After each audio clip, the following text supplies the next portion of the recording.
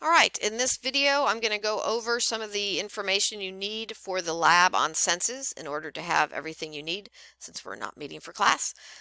So we're going to first talk about a receptor. A receptor is a specialized dendrite of a sensory neuron. And what I mean by specialized is that it is anatomically designed to respond to a specific stimulus. So it may be a photon of light, it may be movement, it may be a chemical. It's just something that's going to induce that sensory neuron to induce an action potential in that sensory neuron. So again, it's a specialized dendrite of a sensory neuron.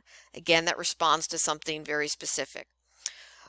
Number two, we're going to identify definitions and examples of general and special senses. Your general senses are those where you have receptors located throughout the body. Examples are pain, temperature, touch, pressure, vibration, and proprioception. One more time, pain, temperature, touch, pressure, vibration, and proprioception. Now, just because these are located throughout the body does not mean that they're located equally dispersed throughout the body. Example are pain receptors. Here's a little trivia for you. The highest concentration of pain receptors are located in the ureters coming out of your kidney where urine's going to travel. If you've ever had a kidney stone or know anyone that has had one, they will tell you that is probably the most painful thing they've ever experienced. Why are the pain receptors higher there than another area of the body? When I had one, when I went to my doctor and I asked him, apparently they don't know. At least my doctor did not. So, and I looked some stuff up and they're not really sure why, but they are the highest concentration in those ureters. Proprioception, just so you know, proprioception is knowing where your body is in space. So that even if you put your hand behind your back, that you know where it is. So it's proprioception is knowing where your body is in space. As your ankle, if you've ever twisted your ankle, as you start to twist your ankle, there's receptors there that are going to respond to that movement and tell your brain that, hey, your ankle's rolling, come back, or bring it back. Again, if you do it to an extreme, though, the proprioceptors aren't going to be able to help you. So those are the general senses. Those are located throughout the body. Now, special senses are the ones that are very focused in a certain area. All of them are in the head region. So taste and smell, hearing and equilibrium. Again, that's kind of balance, equilibrium, balance, vision, and vision. So taste, smell, hearing and equilibrium, and vision.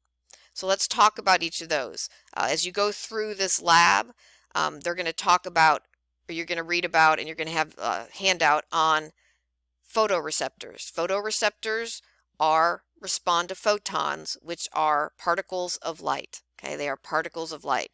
So you're going to talk about rods and cones. Okay, rods and cones are the two types of photoreceptors. Rods allow you to see in low light. Okay. And cones allow you to see with more light, and those are the ones that allow you to see color. Okay. So again, photoreceptors respond to light. Rods will induce action potentials with a lower amount of light. For cones to fire, you've got to have a higher concentration of photons in order for those to fire, and those also allow you to see color. Taste and smell. Taste and smell are both occur through chemoreceptors. Okay, chemoreceptors are going to respond to chemicals, chemicals. So chemoreceptors. Smell, you've got 5 basic chemoreceptors for taste. You have sweet, you have salty, you have sour, you have bitter, and you have one called umami. U-M-A-M-I. So again, sweet, salty, bitter, sour, and umami. Why do we have these? There's some speculation on why. From an evolutionary standpoint, they believe we have sweet because we need glucose in order for our brain to function. It needs a constant supply of glucose, so there's that urge they feel that we would want to get a positive response from that sweet. Salty is because of the ions we have been talking about throughout the semester. So we talked about action potentials, we talked about sodium, chloride, potassium. Those are needed for the heart to beat, the brain to think, all those different things that we've talked about. So that's why they think we have receptors for salty. Bitter and sour, they believe, is to protect us from poisons. Many poisons have a bitter or sour taste to them. So it kind of like you put that in your mouth and it's like, pff, you want to spit it out. So they think we have those as a warning not to swallow, okay, not to swallow or take in the poisons. Umami is actually a chemoreceptor for amino acids.